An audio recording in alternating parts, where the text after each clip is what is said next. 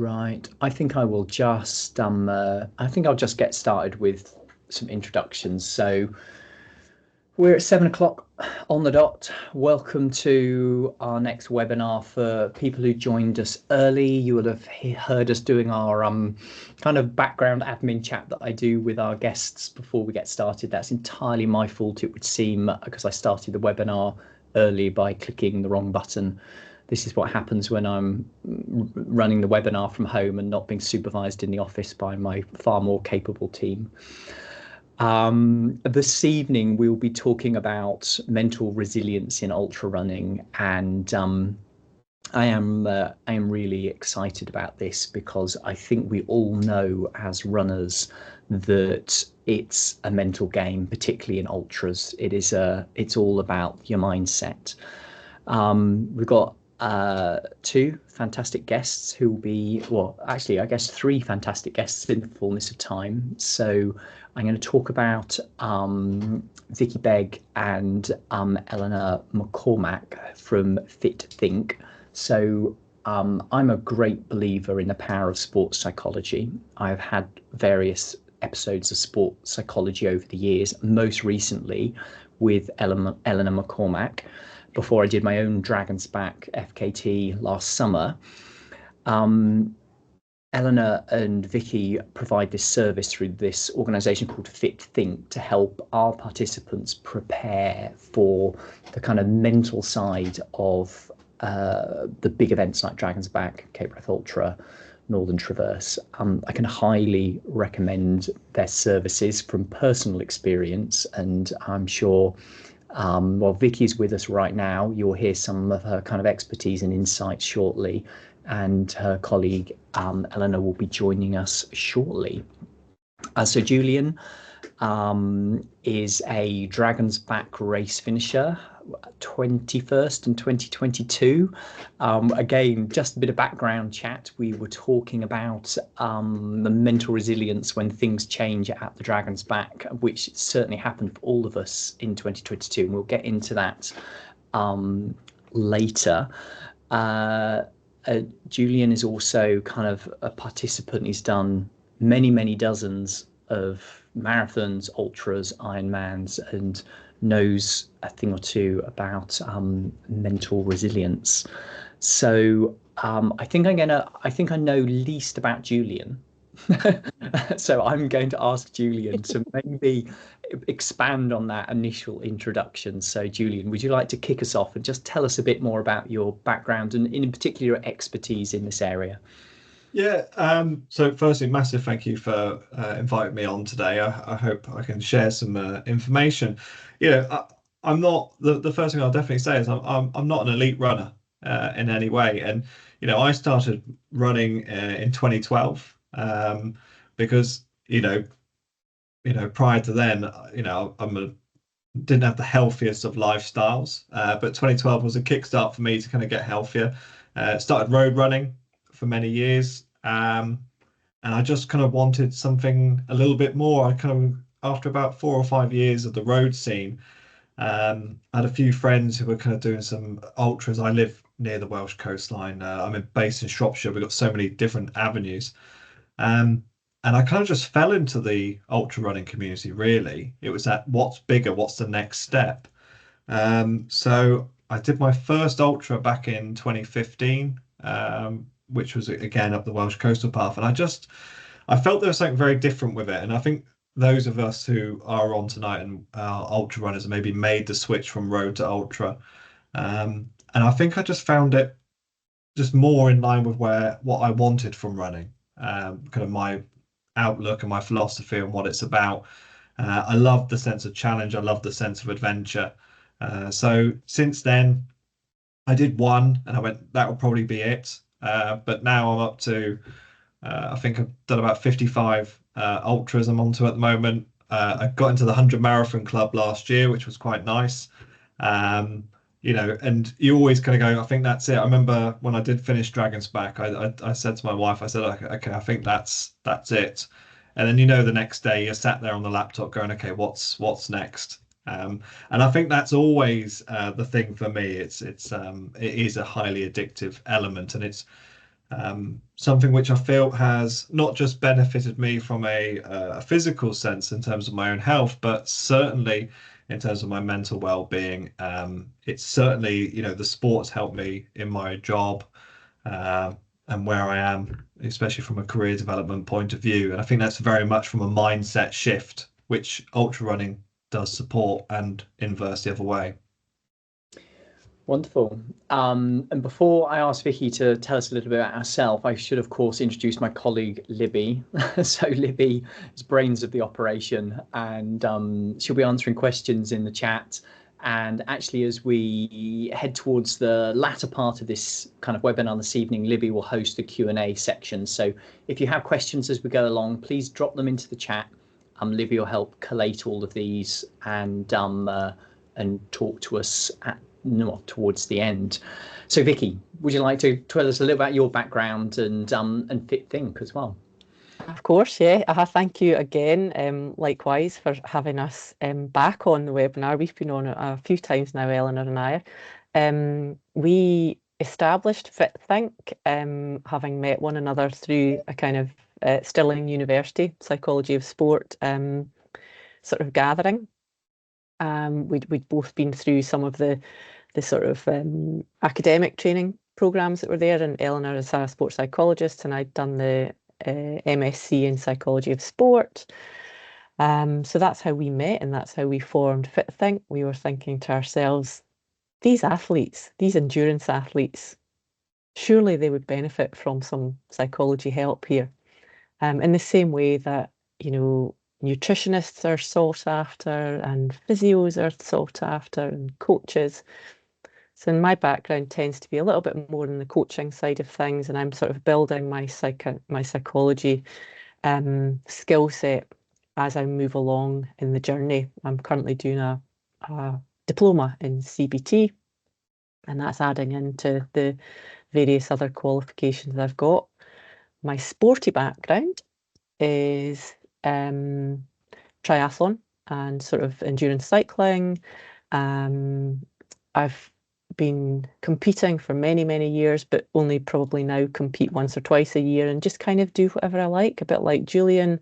I just, I'm erring towards sort of trail and off-road and open water swimming more so than the kind of traditional format of triathlon these days.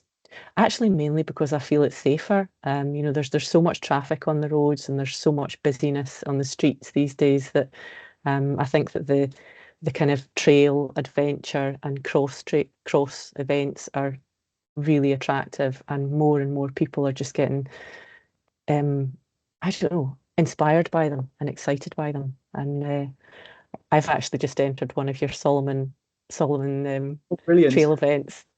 Okay. Again, it's one of those sign up when you're in the right frame of mind. So I've done it. Okay, well, that's wonderful. So I'll drop a little plug in there. So we opened entries for Skyline Scotland in September this year. The event has been going about 10 years, and we've had a break in 2024, and we have relocated to the Nevis range. We have 7 new brilliant races, and yeah, now's a good time to enter. But advert over, Julian.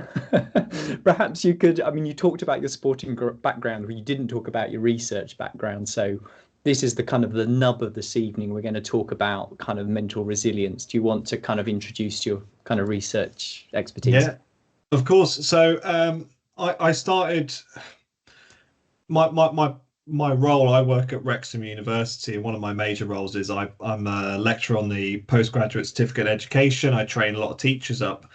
And one of the big things I found was when I was working with these trainee teachers, they were getting all this theory in, but when they were going into the job, they were really struggling with the realities of what the role is. So I had all these great people, they were getting qualified into the job. 3-4 months later, they were quitting. Now, I started to look at it very much like myself when I first started ultra running, because one of the things I found was I was going into these races and I was physically prepared in terms of I was doing the gym work, I was running X amount of miles per week, I was doing, all these different things.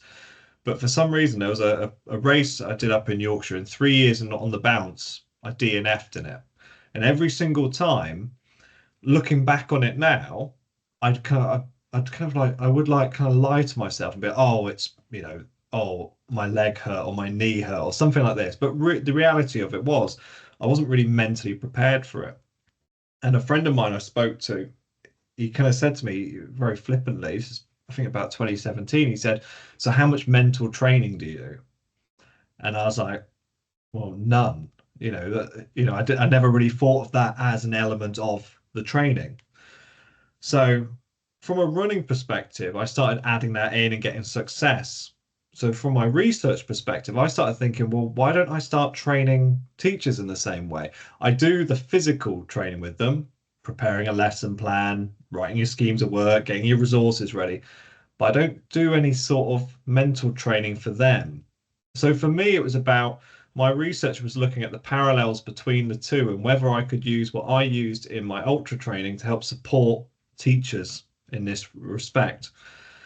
Now, that is actually, it's actually already quite a common feature. So I looked at the armed forces, I looked at nursing, and I looked at elite sport, and I was looking at the facets of what they did, what the elements were, and I created basically this resilience training course, which we now actually deliver as part of a integral element of our teacher training.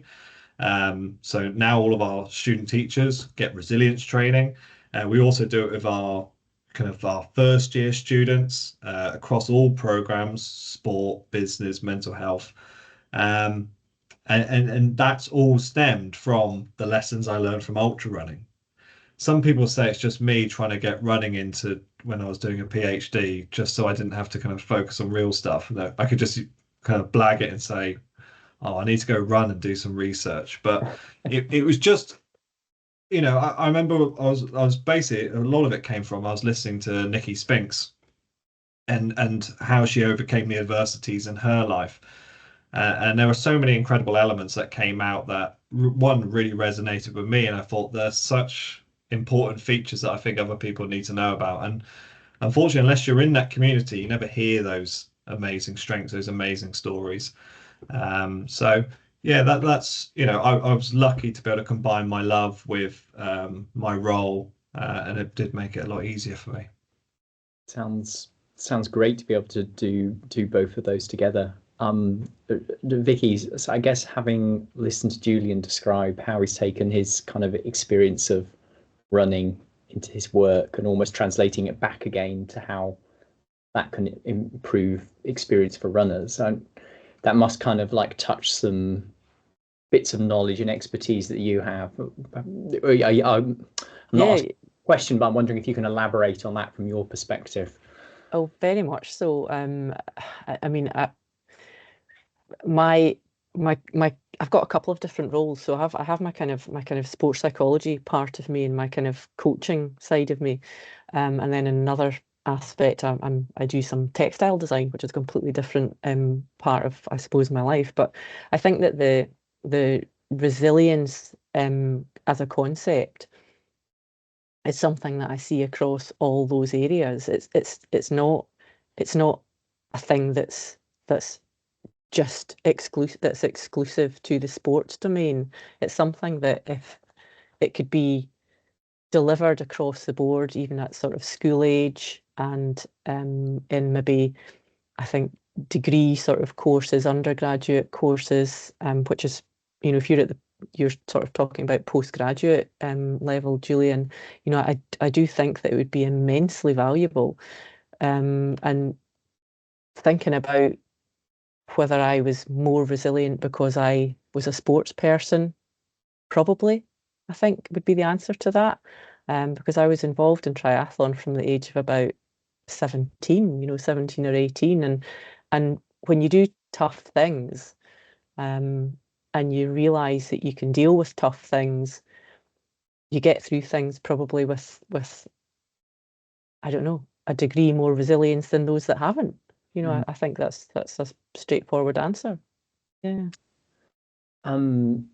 I think, given our audience, why don't we get right into the kind of nitty-gritty of it straight away and talk about some of those kind of resilience lessons and how we can apply them to ultra running. So Julian, perhaps the headlines that you've learned in your research and your process, that if you were going to give somebody the elevator speech within ultra running? Well, it's a really interesting element that Vicky began with, and I'm going to jump back on that in a second, if that's okay, Vicky, because one of the first things I know that when we were discussing the sort of questions for today is the notion of grit and resilience. And I think it's when I first started my work, and especially when I first started having issues with DNFing, I was always of this mindset of I didn't have enough grit. And grit is banded around as a terminology of those who are successful. And I think it does have a potential limitation with it. And it's something that we do have to kind of be a little bit careful of with it, because grit and resilience, though they're very, in some occasions, very similar, they're also massively different. And I think we do have to be aware of them. You know, Vicky talks about herself as being, her sporting background makes us more resilient. Now, when I kind of look to define them, grit is a very simple term. Grit is kind of defined from the theory as passion and perseverance to overcome adversity. Now, the simplest way I always think of it as is grit is what you need to get over a mountain, and resilience is what you need if you don't get over that mountain the first time. How do you go back and you tackle it again? Now, if we look at what the characteristics of resilient people, it's actually the skills that are within it. And I think that's one of the things that I really learned about myself was when I was starting out and I didn't go on very well, I made mistakes. What the real issues were was that I didn't have all these different skills that I can draw upon. They're the things that I kind of talk about as my tenets of resilience. So when I started, of course I was going to make issues, and of course I was going to struggle, especially when I took on really big challenges that I weren't adequately prepared for. Now, what often people see is that they consider that, oh, therefore I'm not gritty, I'm not strong, so I won't attack that challenge. And what I kind of worked with is this notion of, well, no, you just haven't got these strategies yet. There's lots of different things that you can do to certainly help support you. So I kind of, in a way, especially with my work, I kind of bypassed the notion of grit because I think there are sometimes too many negative connotations related to it. And I much prefer this idea of a resilient mindset.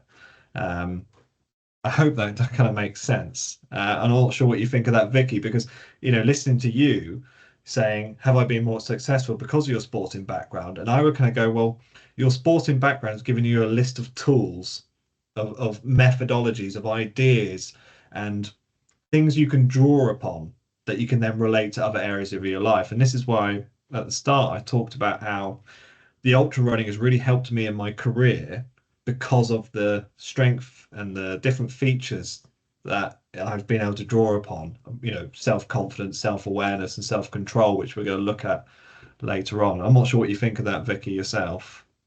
Yeah, I mean, the way that I tend to conceptualize it would be to have a sort of an umbrella term, and then underneath the umbrella, you've got all the constructs. You know, you've got all those different aspects, the smaller parts of self that you were describing there. So you've got your self-efficacy, self-determination, self-esteem, self-value, self-image, all the sort of self-confidence bits and bobs, and they all sit underneath this much larger umbrella term, and it's how we build up those little components underneath the broad umbrella that then give us our sense of resilience, and that's, you know, a lot of it's to do with competency, skills, you know, recognizing what your strengths and weaknesses are as well, and being able to kind of make opportunities out of the things that you see as your weaknesses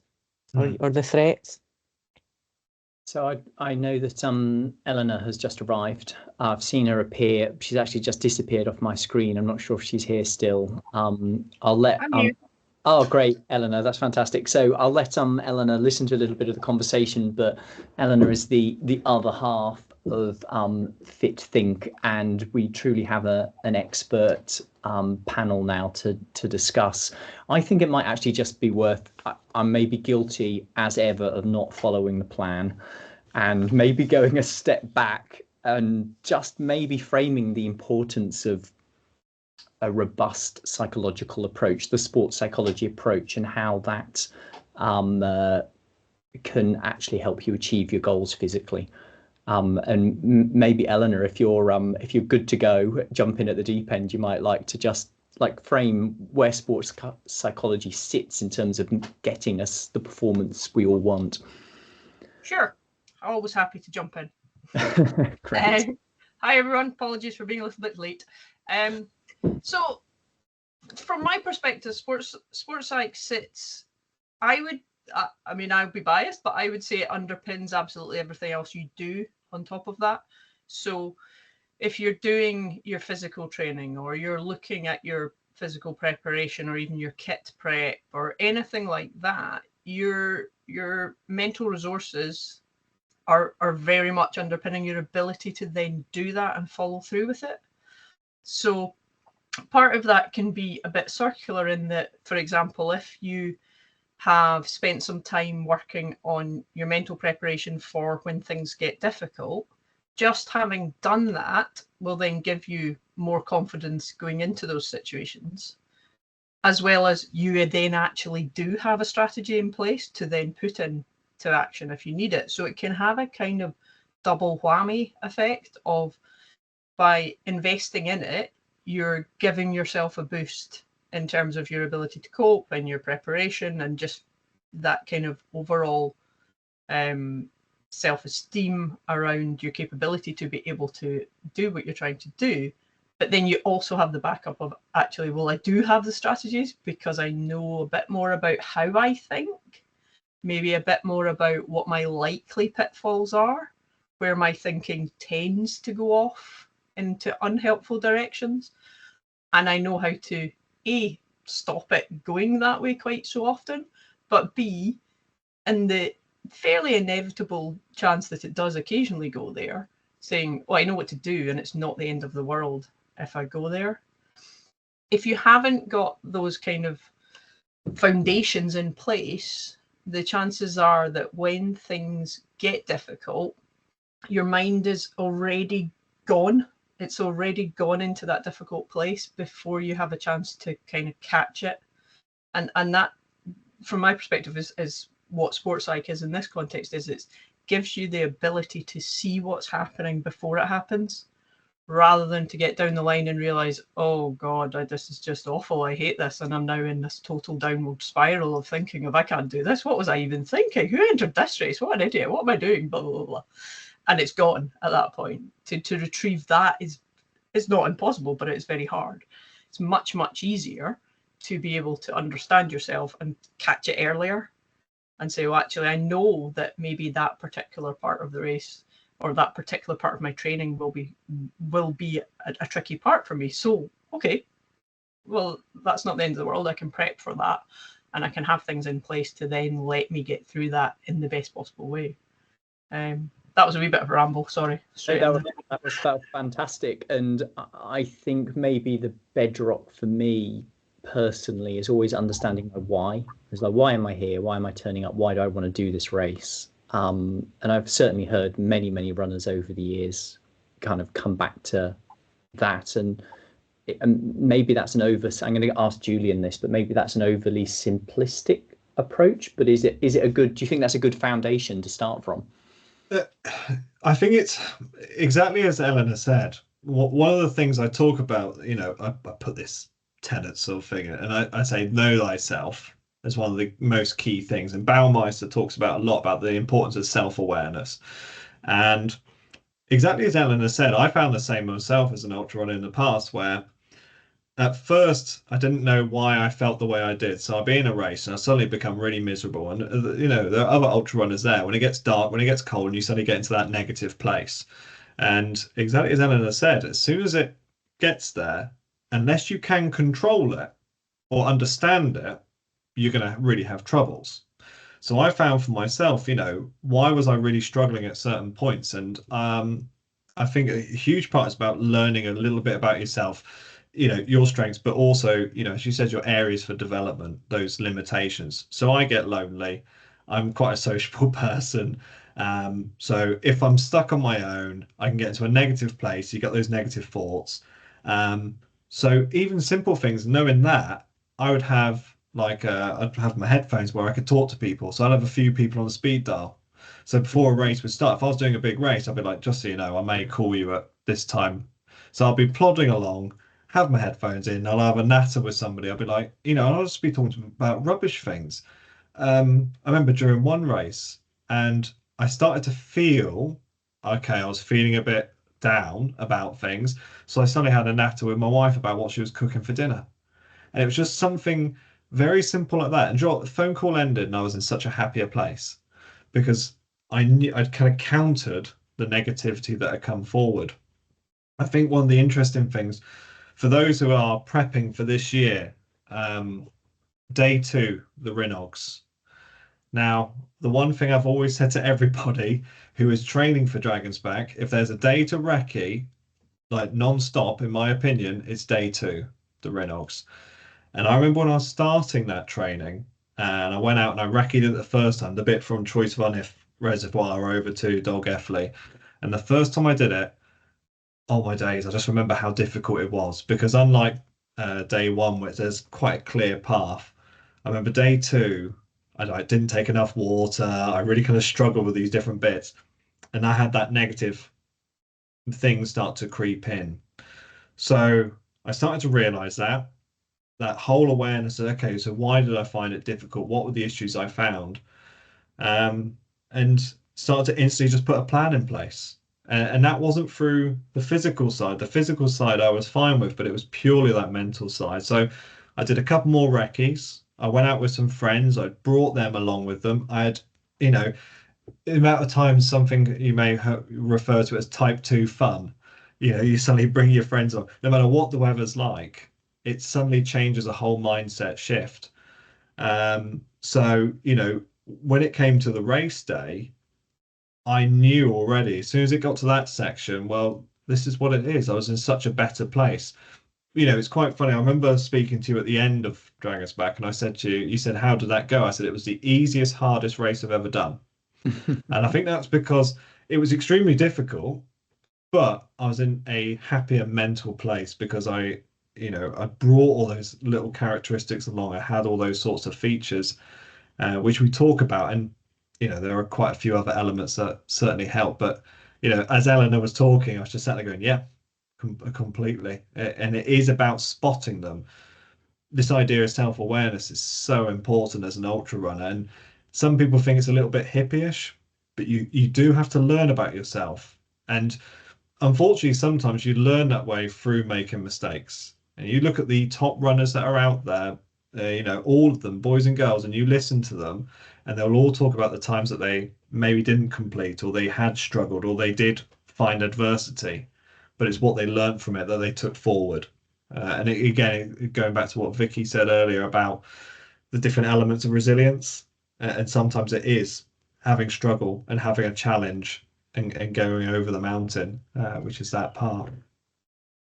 I think we're kind of touching on the dreaded DNF that I think every runner has either experienced, almost certainly experienced, or certainly feared at some point. And maybe if we go back to Vicky and we maybe try and dig out some of the common themes that people talk about when they have a DNF at a race, and maybe once full circle, we might come back and go, well, how can we address some of those reasons that people don't finish races?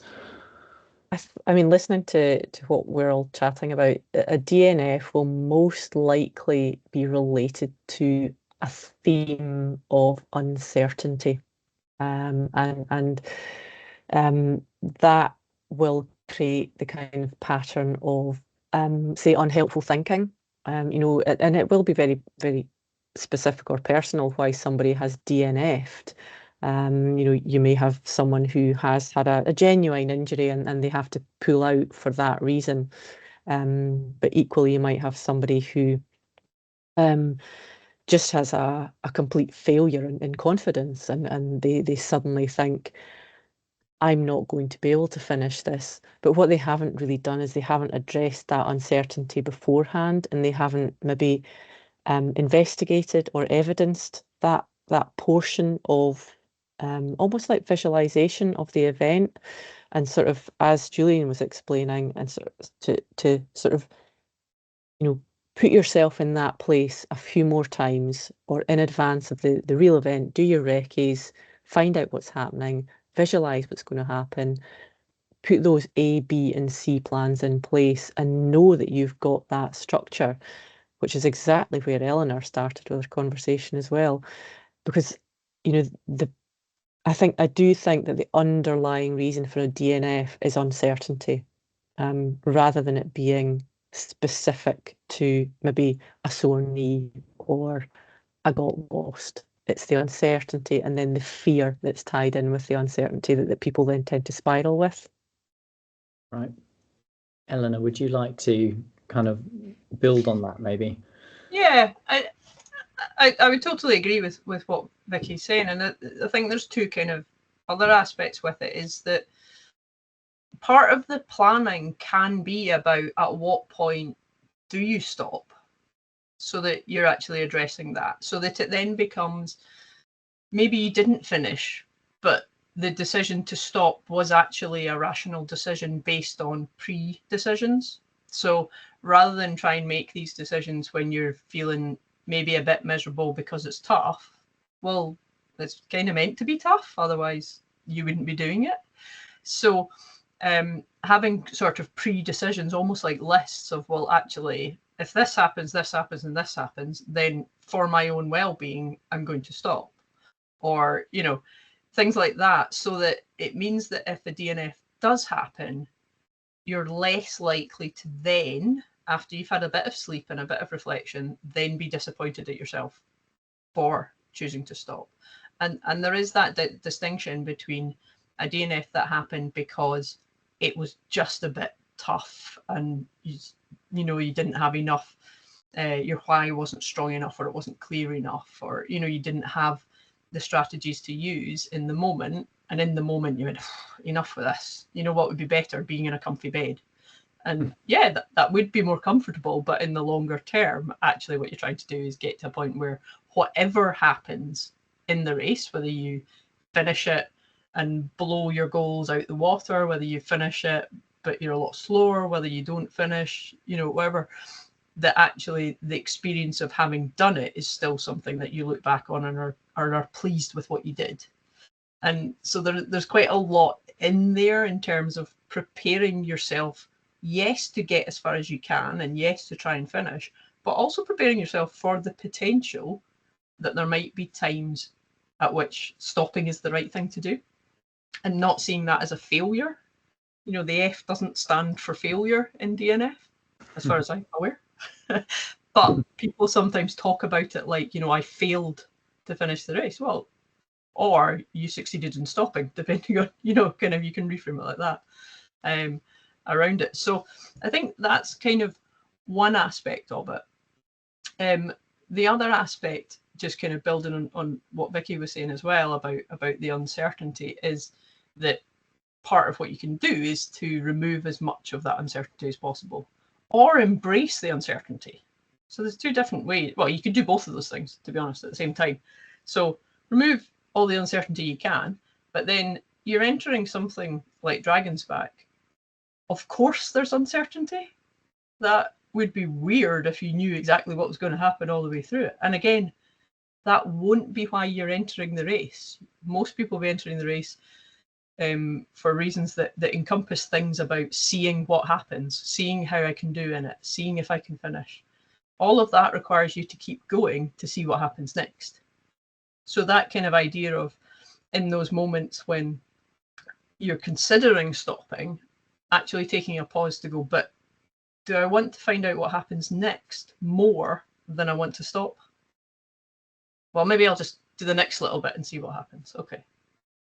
Or maybe just do the next little bit and see what happens. You know, so that idea of having curiosity about your own race journey, and the only way that you can find out how it ends is to keep going until it ends.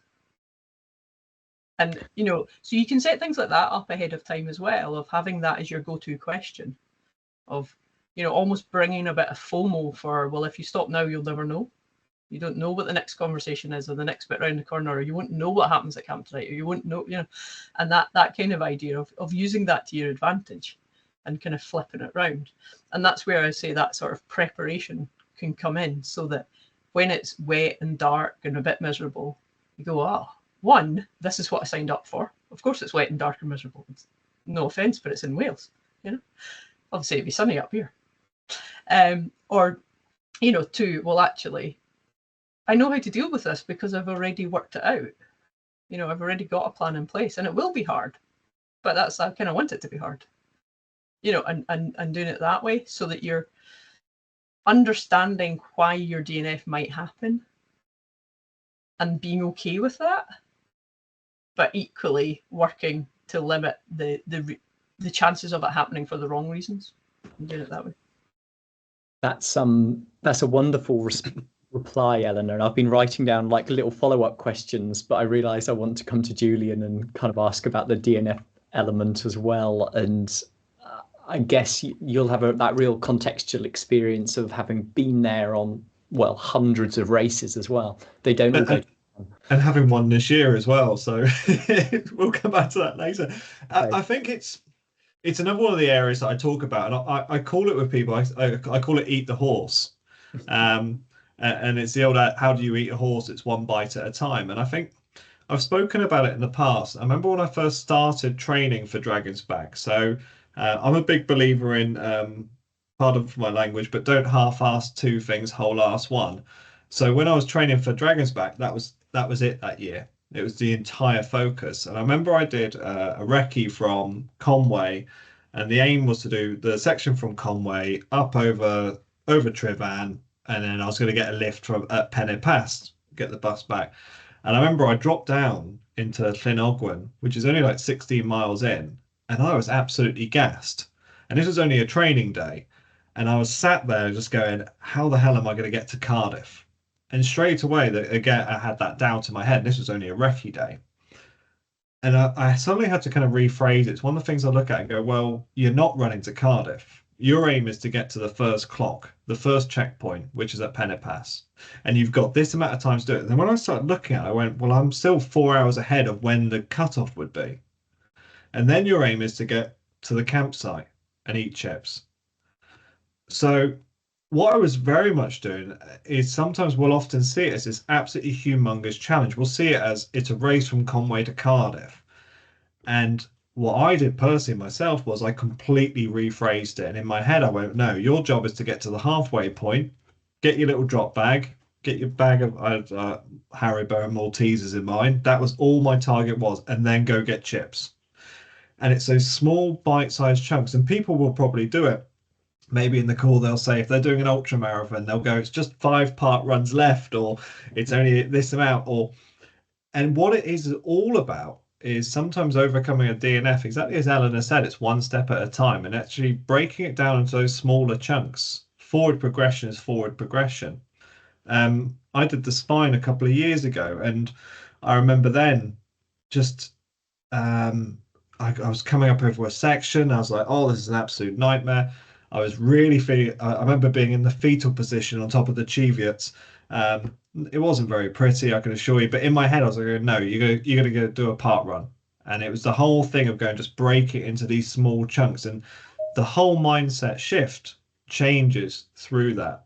Now, very interesting, again, what Eleanor talked about, I call it control the controllables, which is, the amount of times, especially like you said, Wales, you're going to have a mixture of weathers. I think we had 22, we had sun, and then we had wet, and then we had sun and we had wet. And so often it can really impact your mood when you're out of control. And self-control is a big part of resilience. But the whole purpose of Dragon's Back is to be testing yourself against the uncontrollables and to not let them impact you. So very often I'm kind of thinking, well, what am I struggling with, and what can I do about it? And if I can't do anything about it, how can I adjust?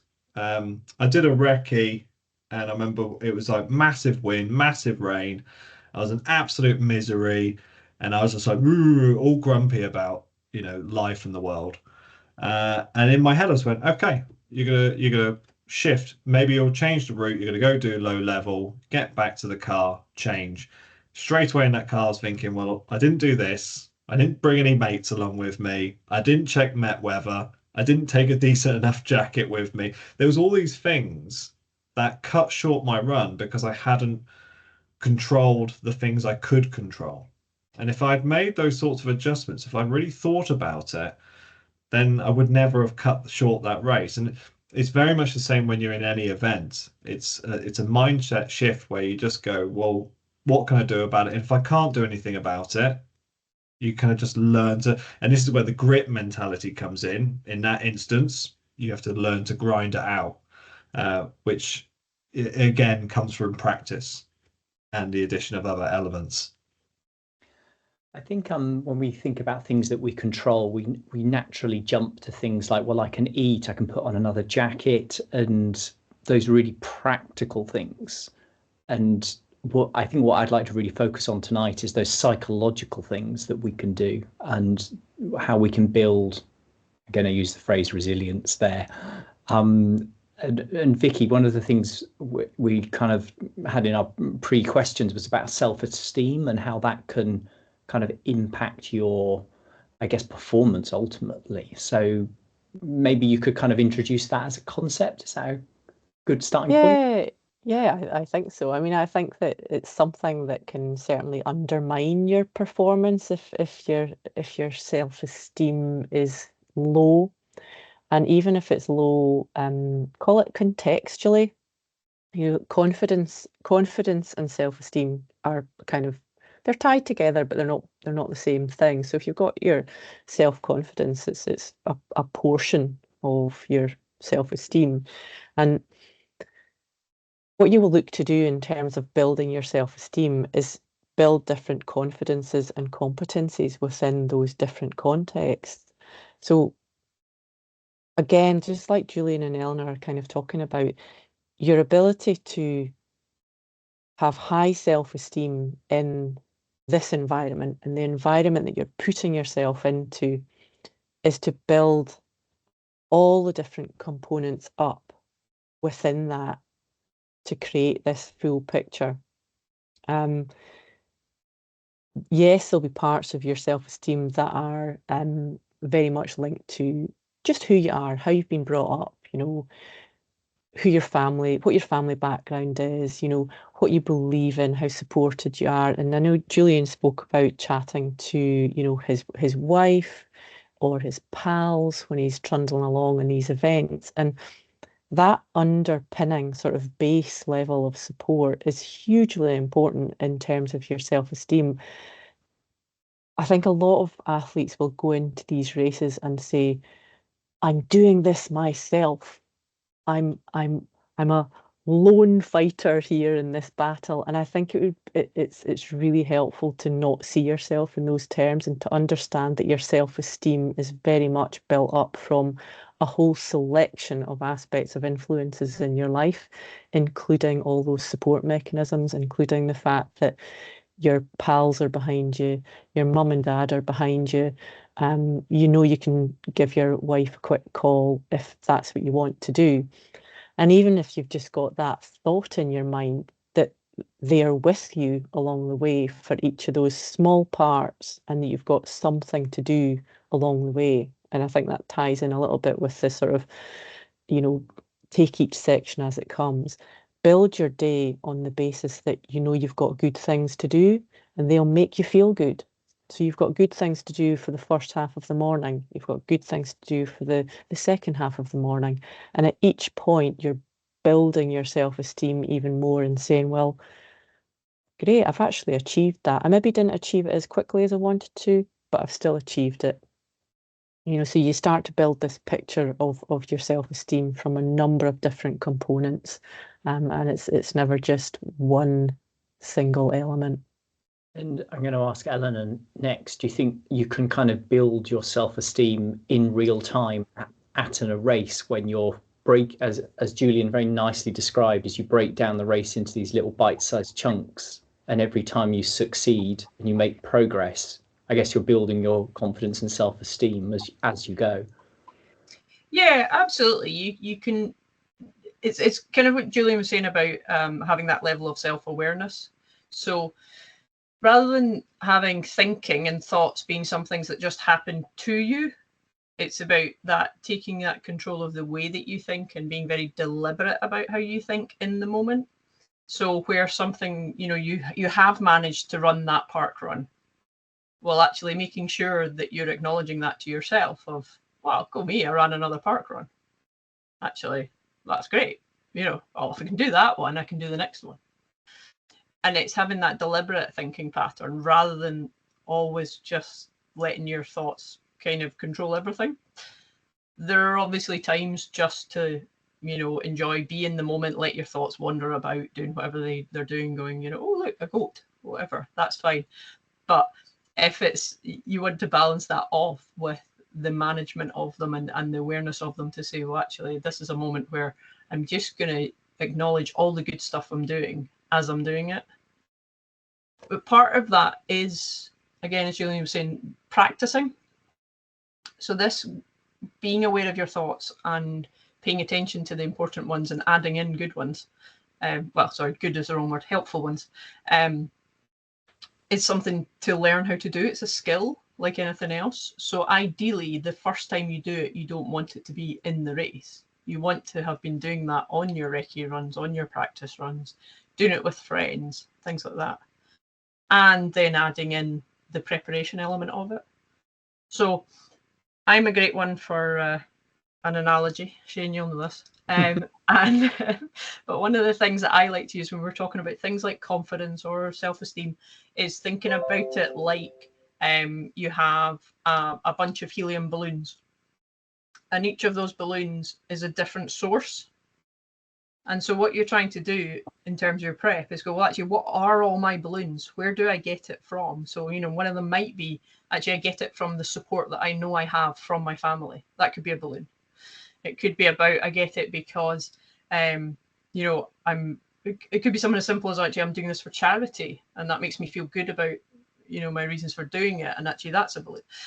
And you have all these balloons, and sometimes they'll be more inflated and sometimes they'll be less inflated.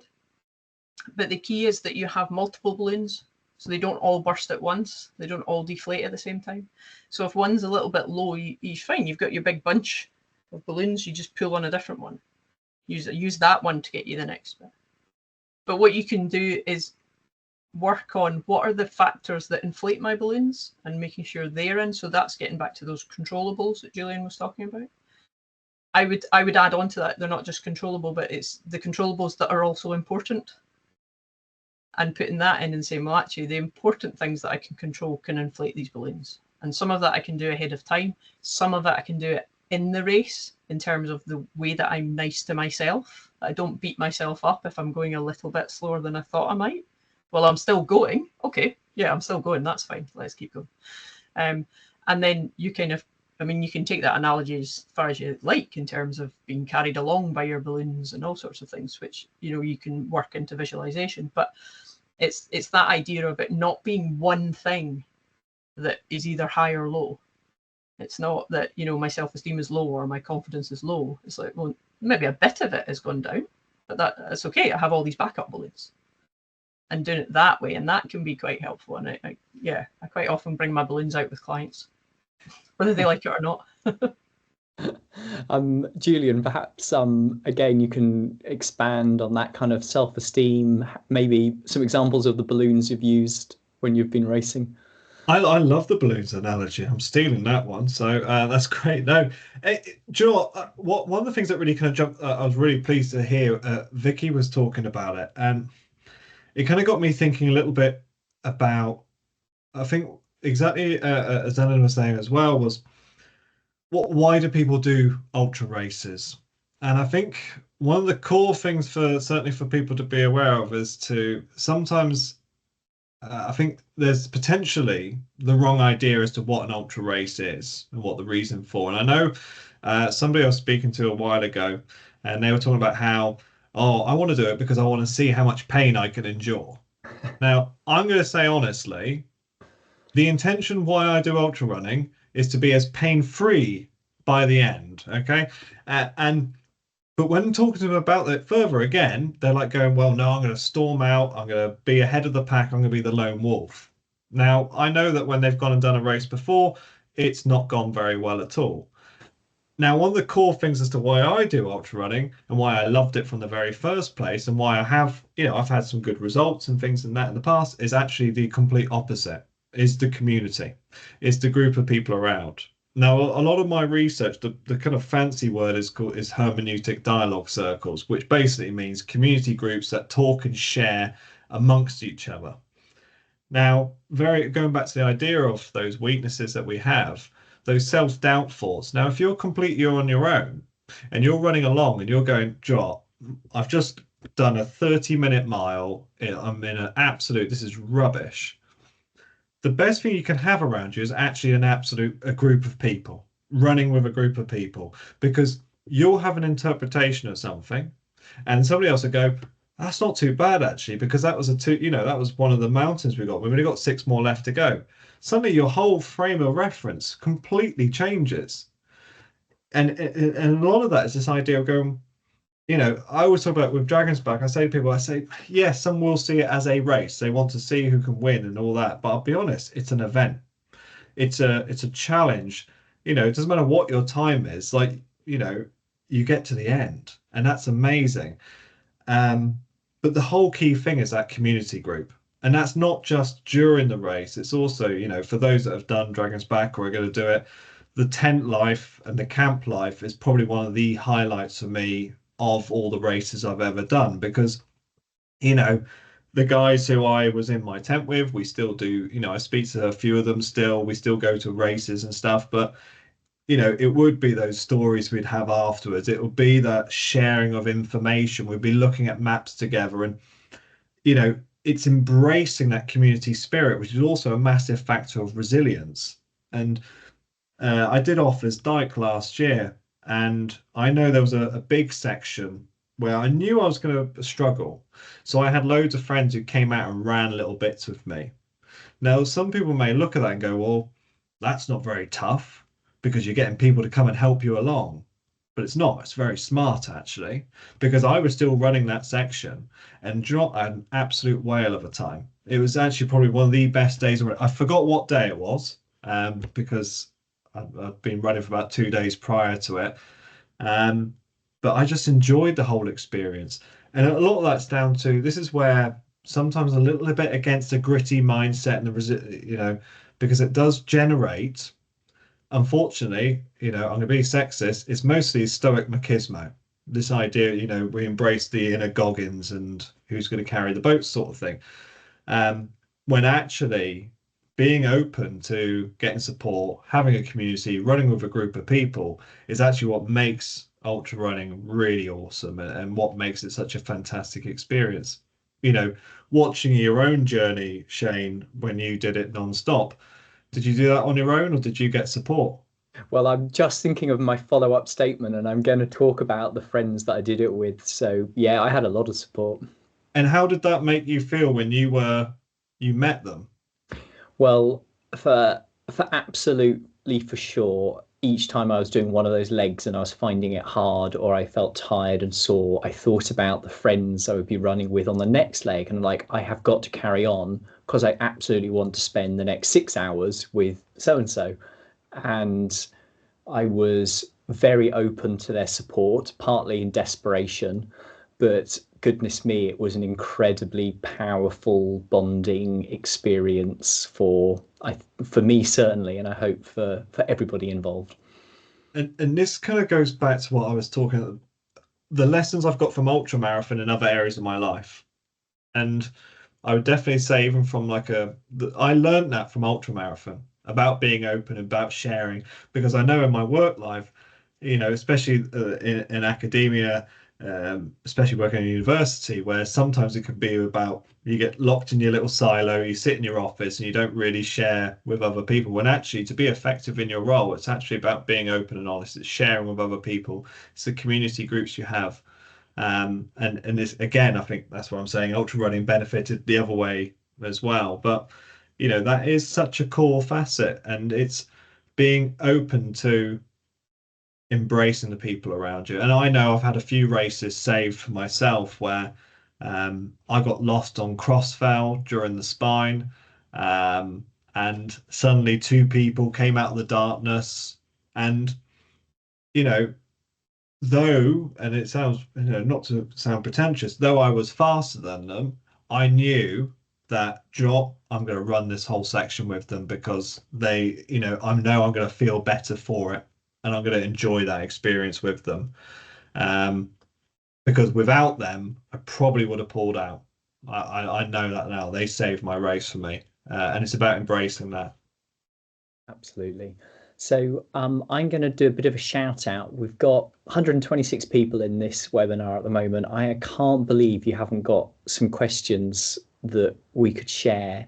I'm going to give you a couple of minutes to think of a question that you could ask Vicky, Julian, or Eleanor. And in the meantime, I am going to share one of the most useful things that Eleanor said to me as I was preparing for my Dragon's Back FKT. And that was the concept of, Eleanor's wondering what on earth I'm going to say now, but it was the concept of good and bad pain. And the idea that the good pain is that general discomfort that you get from challenge. And if it wasn't challenging, I wouldn't be there. And your sense of satisfaction is actually linked to an extent of overcoming that discomfort and hardship. And then bad pain is the injury. That's when something actually goes wrong. And for me to process my experience in terms of good pain, and it's like, great, suck it up, this is what I'm here for.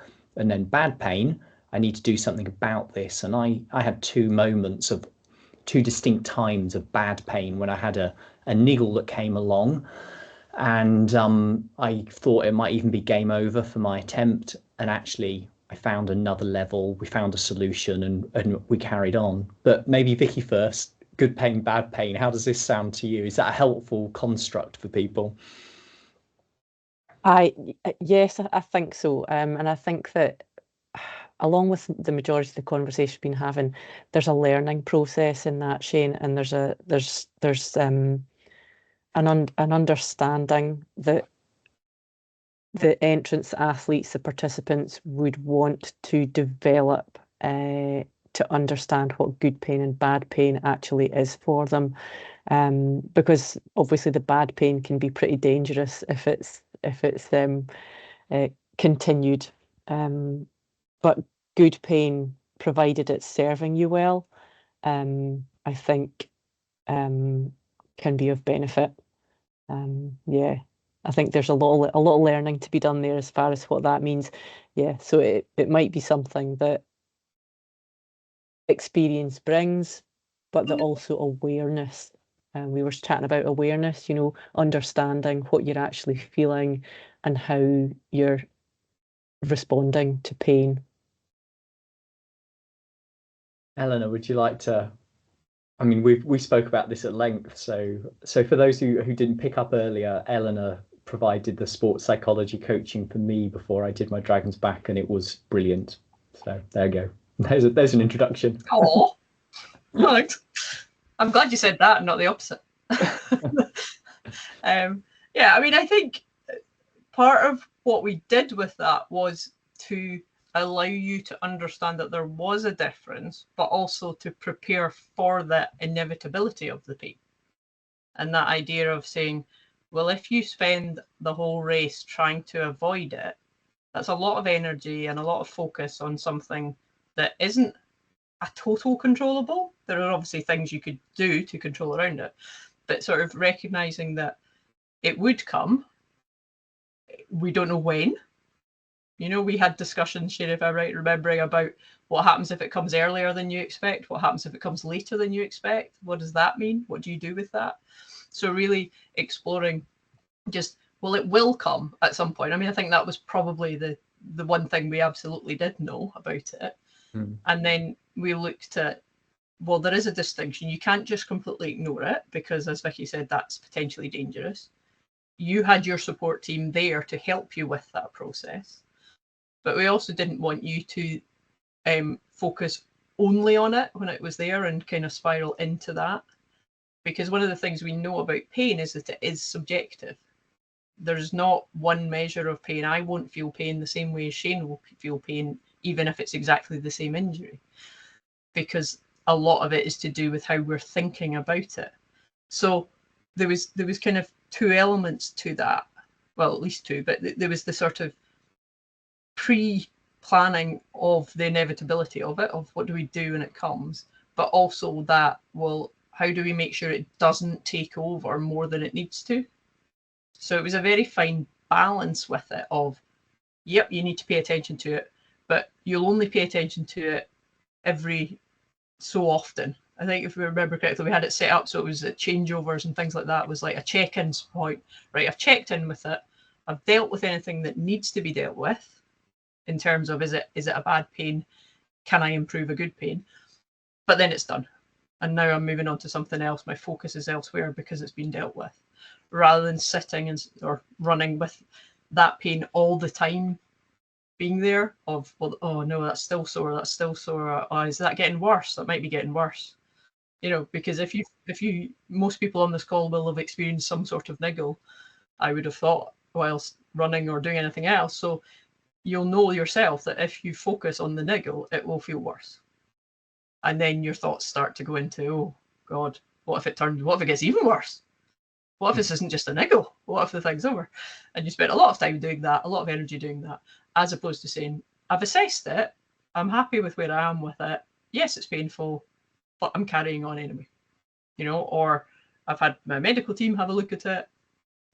I'm happy, I'm confident with them that that I can defer their judgment, because that was part of the thing as well, Shane, wasn't it, about you not being in charge of all the decisions, because apart from anything else, your brain was fried. So yeah. Before I hand over to Libby to answer or introduce some of these questions, Julian, maybe you'd like to talk a little about good pain, bad pain. I'm sure you've experienced that. Yeah, it's very interesting. I'm not sure if Eleanor and Vicky have the opportunity. There's a great book by a guy called David Robson called The Expectation Effect, and I'm not sure if you guys have had the chance to read that one.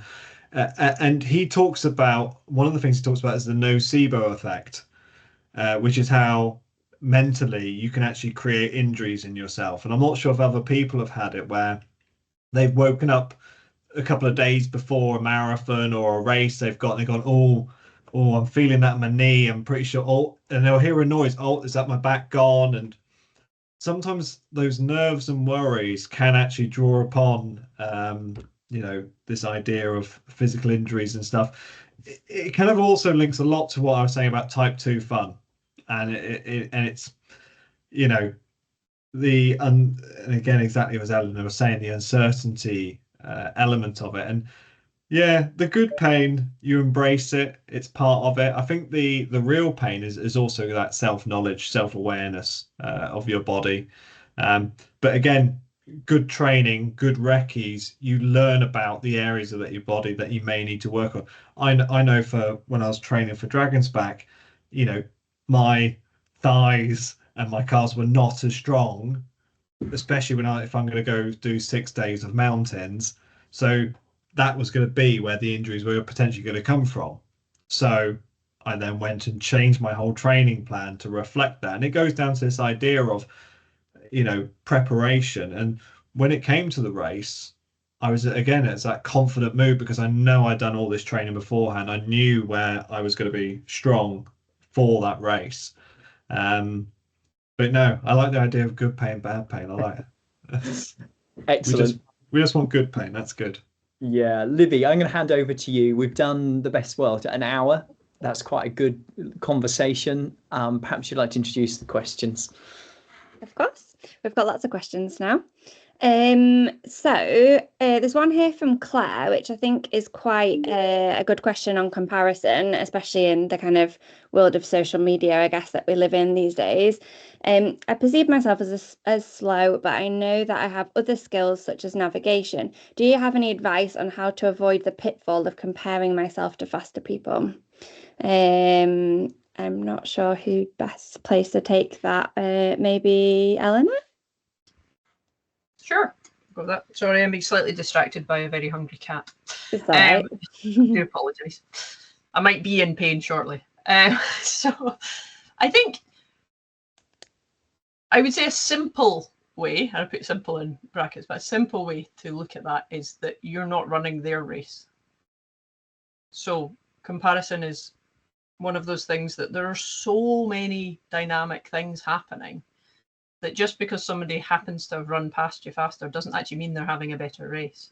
But they're certainly not running your race. And if you keep that in your head, that actually it's my race, let them run their race, then everything else kind of doesn't really matter. The other thing I would say to do is to make a list of all your strengths. So be really clear about all the things that you are having. You could go as far as to call them superpowers. You know, is it that your superpower is navigation? And that's what you're bringing, that you're solid in your running. You'll just keep going. You might not be the fastest, but you just keep going and you'll be going in the right direction. And, you know, in the mountains, that's possibly more important than running fast in the wrong direction. So yeah, I would say those two things to think about. One is to actually sit down and go, what are my strengths? What are the things I'm good at? And put them in a balloon, because we love the balloons. But also just remind yourself, you're not running their race. You're not. Most people doing these events, and I like that Julian, you know, is referring to them as an event, is that actually it's a personal event. It's not, for most people, it's not actually about winning. And therefore, in that circumstance, what everybody else is doing is entirely irrelevant. Yeah, I don't know if the guys want to come in on. I was just going to chime in. I did London Marathon a few years ago, and I got smashed by Kipchoge. You know, so it's that idea of going, was it worth me even going along and doing London Marathon? You know, I was at least a good 54 minutes behind him, so it was a completely pointless endeavor. Me go, and this is, you know, the key thing is you're doing your event, and exactly as Eleanor said, and it can be quite easy to compare ourselves to other people and see it in a negative light. And the thing I'll always say is, there's a guy called Brookfield who talks about the lenses of reflection, which again, Eleanor and Vicky will know about. And you don't know what their background's like. I know for some runners, they've got like 3 children, they may have a busy job, their training's this, their training's that. So therefore, they're, you know, they have certain things that they have to consider. And there'll be some people who's, you know, they've got a heck of a lot more time to train on. Or maybe they live in Wales and maybe that's, you know, they know that inside and out. But it doesn't matter either way, because we're all there to just go along and enjoy our own personal challenge. We all want to come away with something that we have achieved. Our goals are separate. My goal when I went to do Dragon's Back was to firstly enjoy the summer holidays, because that's what it was for me. No emails, no phone, no work commitments, and to finish. And that was it. That was what, and for me, that was the absolute win from that. And I think that's what you've got to reshape as. And also, if you've got navigation down, that's about 3 hours extra a day you've got on a lot of people, because you'll be amazed at how many people just decide to not follow the map that you get given and you end up hunting them down in a hedge somewhere. So navigation is probably more important than your speed, I'll be honest. So that's good. It leads on quite nicely, Julian. Hannah's asked, I have a race marathon in the Peak District on Saturday and I am feeling less than prepared for it due to work exhaustion. So I know you were saying about people have other kind of things outside running, lives, work, families. I know my body can do it, but I'm worried that the tiredness will take over the mental battle. Are there any tips or tricks to prepare for the lows? The first thing I would personally say, and you know, I'll let the others jump in as well on this one, is it's the idea of reframing it. If you know already from the very start that, you know what, I know I'm tired, I'm gonna struggle from this one. The first thing I do for myself is to go, why do I run in the first place? And if I'm in the Peak District and I'm going to be out doing a sport I love, enjoy the views, enjoy just being out having fun and enjoying the run. You know, there's nothing wrong with changing the approach. You don't have to be going out there absolutely smashing it and trying to win every race. So what you got to do is just reframe it and go, okay, my body can do it, but do you know what? Every time I feel a bit low, I'm going to get my head up and I'm going to look around. You'd be amazed at how very often people forget to look up and look around at where they are and appreciate how lucky we are to have these opportunities for us. So maybe the first thing I'd say is reframe what you're doing, and not, don't think of it as a competition or a race. If you know that you're not in the best performance, to go and smash it that day, reframe it and go, do you know what? I'm there for a lovely day out and I'm just going to enjoy the views. I'm not sure what Vicky and Eleanor think on that, but I'll pass over. Yeah, here, Julian, on that one. I was going to suggest that, a nice way of thinking of your day is, well, you'll often go to work, or you'll go for a day out with your family, and you don't think of it as one gigantic day. You're not thinking of it as one gigantic horse, as Julian's horse analogy earlier on. You don't eat the horse all at once. So try not to think of your event at the weekend as being one gigantic thing. Think of it as a selection of mini segments. Take a look at the kind of route that you're going to run and say, well, let's see how I get on up until this section. Let's see what happens on this next section. Just have a little visual sort of image in your mind of that kind of route map, and where you're going to stop, where you're going to take in those lovely views that Julian's talking about. If it's a rainy day, don't worry about it. Just eat something, have some nice food on the way, just go into your rucksack, have something to eat, chat to whoever's running with you. Yeah, I think Julian's right to say to reframe that and have something of almost like a soft plan for the day, so that it's not one gigantic expedition for you. You've got stuff to do throughout the day. You've got your lunch to have, you've got your tea break to have, you've got your afternoon coffee to have, but just reframe that in a kind of running day so that you've got a selection of items that you've got to tick off. Yeah, I'm just going to jump in because I think this also relates to another question in the chat that Claire's asked about how important it is to be supportive to yourself. And I think that's part of that. If you are approaching an event and your preparation hasn't been ideal, be okay with that. Because firstly, you don't get to go back and make it ideal. So for whatever reason, whether that's that, life is just there, and it's tiring, or you've had an injury or whatever, you don't want to be spending your time wishing that had been different, or wishing I had more energy, or wishing I'd slept better last night. None of that is helpful. We're then getting into those uncontrollables again because you can't do over. So I think compassion here, so it doesn't become your emphasis, is saying, well, actually, I can be nice to myself about this and recognize that while I love ultra running, it might not be the only thing going on in your life, and that's okay. You're not a full-time athlete, so it's okay to have other things happening that at times will take priority, and that's okay. And then leading into what Julian and Vicky said about, well, actually, so on the back of that, I'm just going to go out and do what I can do on the day, enjoy it, look at the views, and have a nice cup of tea. So that sounds lovely. Can I come? To reframe it slightly, actually, Dawn has asked, what advice would you give for a seconder crew of how best to help a runner who is spiraling down? So what's the best thing to say or do? Vicky, I don't know if you want to take that one, but Shane, I'm sure you might be able to input as to what you found helpful maybe for your crew to say to you when you were spiraling on the dragon's back as well. Just being very positive and supportive, gently nudging me towards a solution all the time. Never any question that I would stop or give up. Everything was always framed to me as though, right, we're carrying on, how do we do it? But in a very, supportive, helpful, loving kind of way. That would be my best summary.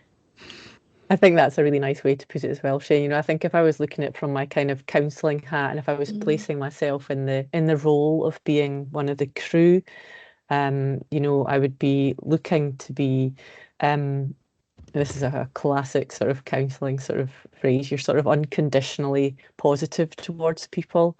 And if you're unconditionally positive towards someone who's coming in and they're looking for help, you can't help but then support them. It doesn't matter what they bring to you.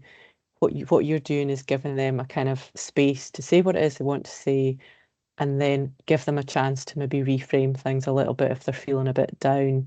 Maybe do a little bit of sort of trying to find their sort of reasons for feeling that way, but don't let them dwell on it. Just carry on with sort of, you know, the positivity and the support and that sort of we're with you, that sort of alliance of we're with you on this.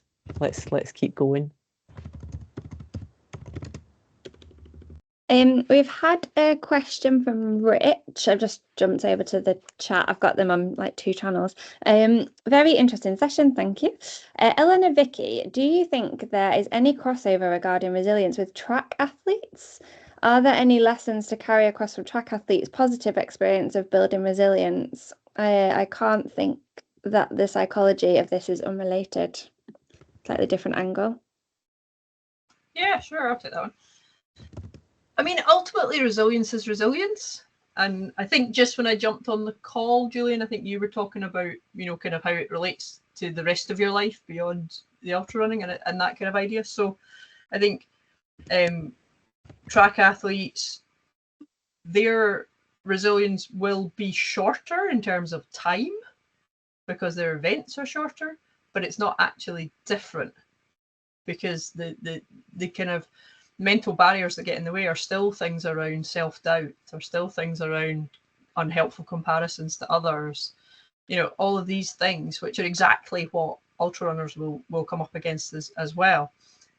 The slight difference is the time, in the sense of that it's a longer event and therefore there's potential to spend longer in your own head. But that's only different if you take track athletes as only existing on the track, and actually they exist all the time in their own heads, and you know, all the training, all the time with the coach, all these sorts of things. So I would say they're very, very similar, and it ultimately boils down to the same principles and the same things that might get in the way. So I would say building resilience through ultra running is a really good way to do it because it gives you lots of opportunities to practice it. But it's not a different resilience to something that would be useful in any other aspect of your life, whether that's at work or family, whatever. It's all based around that understanding of self and understanding what works best for you. And once you've got that, then it doesn't really matter what environment you're in. Don't know. Vicky, do you want to jump in on that? Sorry, yeah, no, I think that the only thing I would add to that is just, yeah, that idea of sort of context and skills, the skills that we have within different contexts in our life can help to promote our confidence in those different areas, because confidence doesn't apply across the board. And therefore, you know, if we were looking at the 2 different spaces, you've got a track athlete and a sort of long distance ultra runner, trail runner, they've got different skill sets. And if you're wanting to sort of make the cross between the 2, as Eleanor's saying, the aspects of you that relate to resilience are very similar, but the skill sets are probably different and the context in which you're operating is different. So you would want to just look at your competencies and you know, maybe learn more about those separate areas to give yourself a nice boost in both places. Kind of listening to both of you, the key thing as well to think about is, regardless of the distance of the race or anything, it also occurs afterwards. And I think sometimes what we often think of with regards to resilience or confidence and self-esteem is during the race. And actually, sometimes the factors that we're talking about are more important after the race. You know, resilient people are those who can deal with issues afterwards. Now, even if we take something like a track event, though, say you're doing a 200 meters, it's how you deal with it afterwards. If you miss out by half a second, now that can massively impact you negatively. But resilient people are those who can use the different facets that we've talked about to bounce back from it. The same as in an ultra race. So when we are thinking of resilience, it's longitudinal. It's over. It's not just purely in that race that you draw upon it. I was asked about it a while ago with regards to are road runners, are ultra runners more resilient than road runners, and the answer is no. The event doesn't matter, because it's going back to what Vicky said earlier, it's that umbrella term that actually encompasses us in all facets of our life. But maybe because there are, I know in my own experience in ultra run, I've had lots more different elements of DNF and issues and strengths and things like that, that maybe I've been more resilient than somebody else, but that you couldn't necessarily dictate it, I don't think.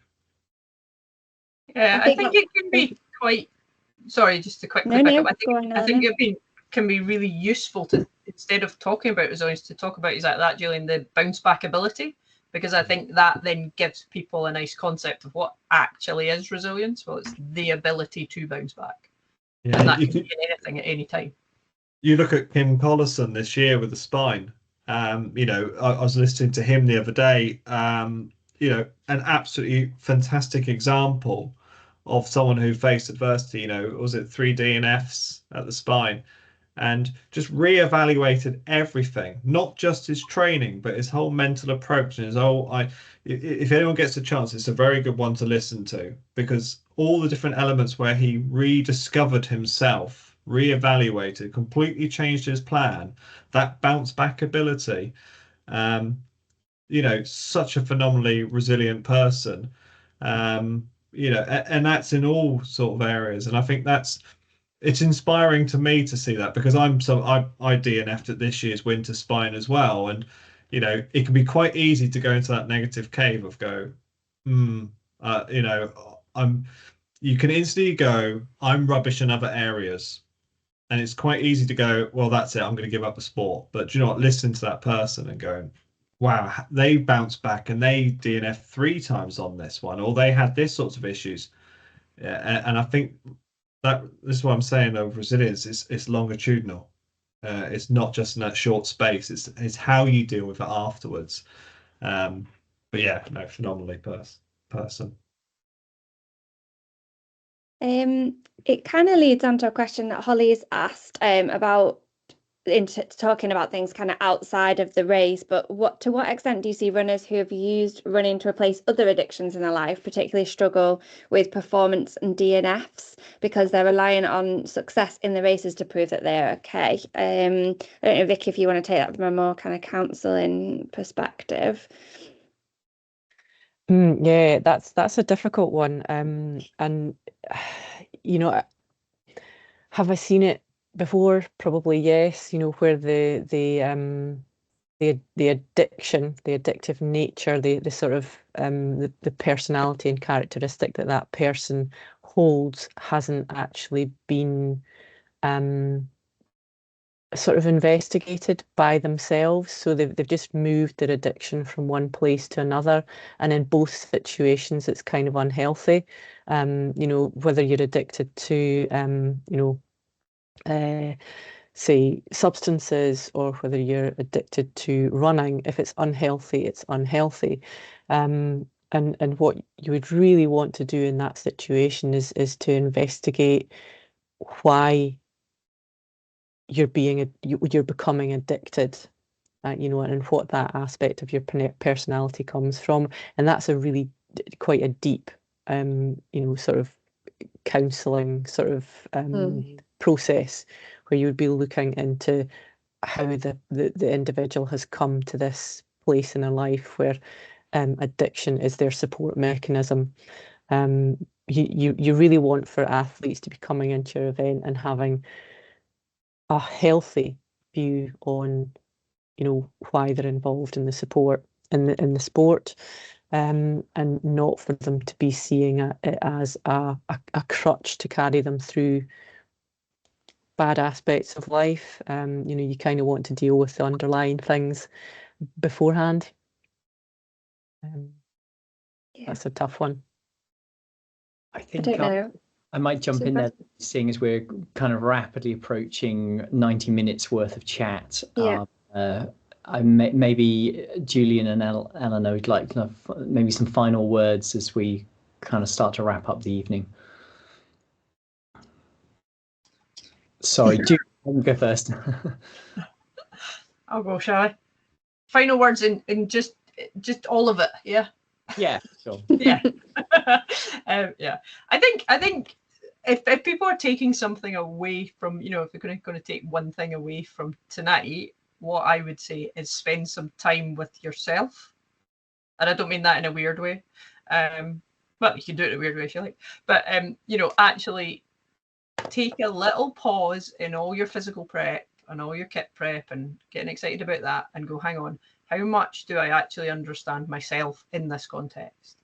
And spend a bit of time doing that. And whether that is doing a list of your strengths, whether that's looking at where your confidence comes from, whether, any of the things we've talked about, but just saying, actually, there's quite a big chance that the mental side will be the thing that stops you finishing. So why would you not spend time doing it?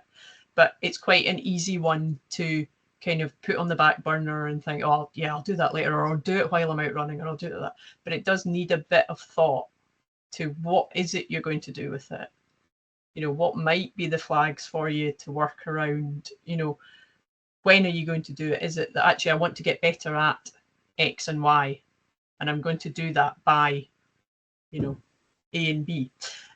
It's that sort of thing. You need a little bit of deliberate action, I would say, deliberate thought and deliberate action on it, because it is one of these things that quite often people get quite close to the events before they suddenly go, oh, hang on, maybe I should have done that.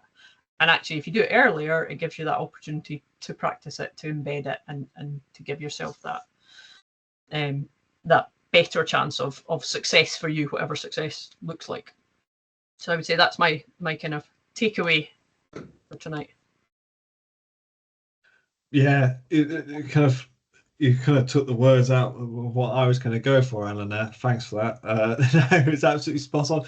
I think the key thing is, especially with regards to what we're talking about with Dragon's Back, and that's the first thing is, if you're going to learn about yourself, those recce's are a great opportunity also to do that. And I, wholeheartedly put forward, if you get the chance to go out and recce the course with friends, with other people who are doing it, be open to the community as well. I think there's some great social media pages out there in preparation for it, and ask questions and give feedback and engage with it, because that's a big part of it. If you go into this event with the confidence from the very start, as long as then you've already made a real positive move going forward.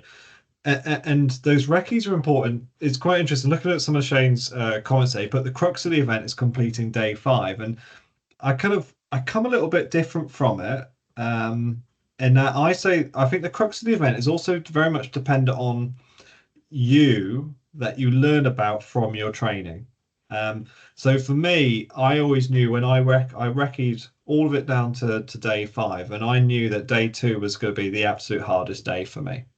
That was the day I really struggled on in the second half of it, because it was suddenly bringing in a new set of skills for me. I wasn't really that au fait with the Rinogs, and I recce'd that and got that. I think I did that about 3 or 4 times really, just to get it down. When it came to race day, when I got past day 2, and I remember I got into the camp, I was on cloud 9, because I knew I could have overcome the trouble that the difficult bit for me.